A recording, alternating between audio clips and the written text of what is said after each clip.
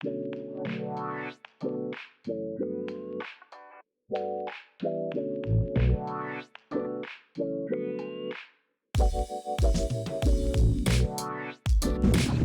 descend from those individuals who built this country, not only with sweat, but also with blood.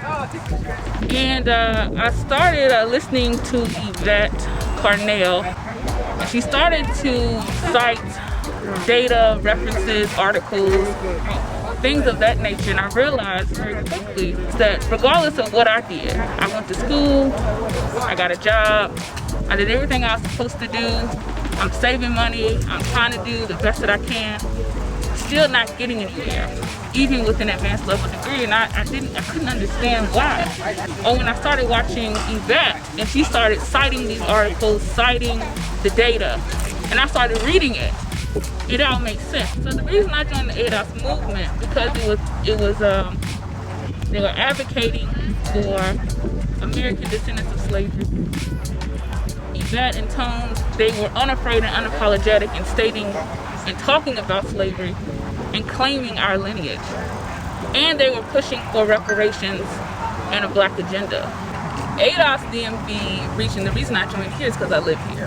And I think it's important, regardless of where you live, if it's in Maryland, DC, New Orleans, Atlanta, wherever, it's good to have a cohort of individuals who are like-minded and who are also interested in advocacy for American descendants of slavery. So I joined this chapter because I wanted to be around like-minded folks who wanted to be active in our fight for reparations and the black agenda, and essentially reparative justice. That's why I'm here.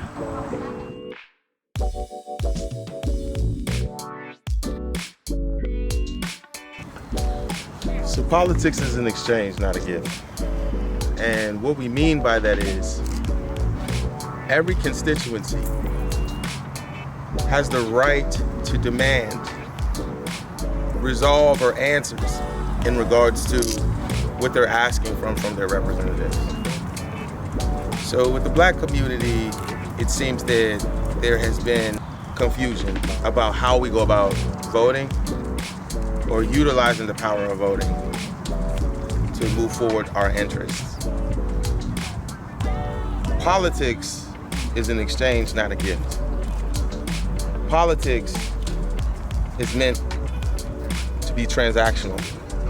You get something for giving something. ADOS is here now to bring that clear to Black America, that there should be an expectation from their representatives and their constituents for their vote, without which they will not be getting our vote. ADOS.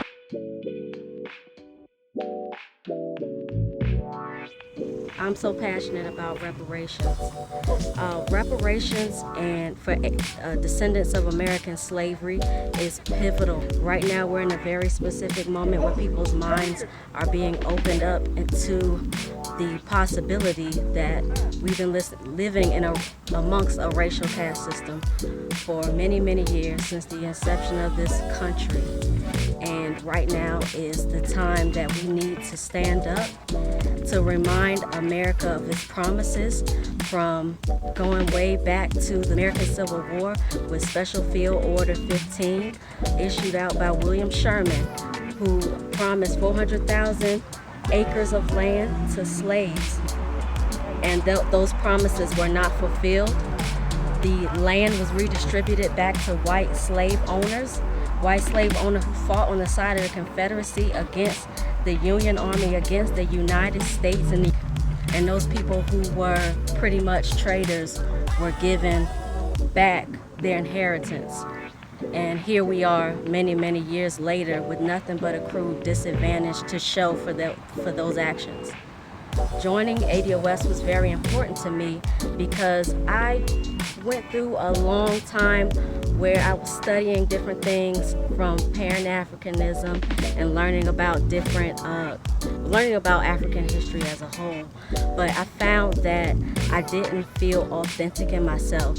I felt like I wasn't learning or becoming grounded in my own story and my own American story, because I could just see the decay of my people around me, and it's just a general sense of helplessness and not knowing what to do and how to help my people ascend and become whole like other groups who don't have the same history that we do. So finding out about American descendants of slavery, the politic that it offers, it just pretty much opened up my mind to the possibilities. It gave me some political imagination to imagine that we can ask for things that will actually be transformational for us and also applicable to our contribution here in this country as American descendants of slavery. DC is unique. Is actually reparations were already given in DC to the slaveholders in the Emancipation Proclamation. Slaveholders actually got $1 million for loss of property.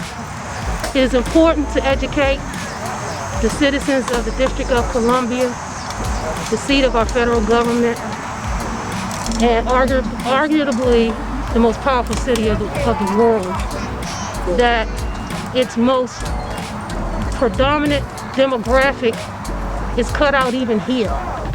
And I want the world to know that it's going to take a little more than nightly news to get the true history of this country, to get the true history of why we are facing the conundrum we are in right now and after 400 years. It's because we never want to tell the truth. We always want a kumbaya moment. We always want to see the rainbow immediately after the rain. But that's not fast, it's not easy, and that's not going to come quick.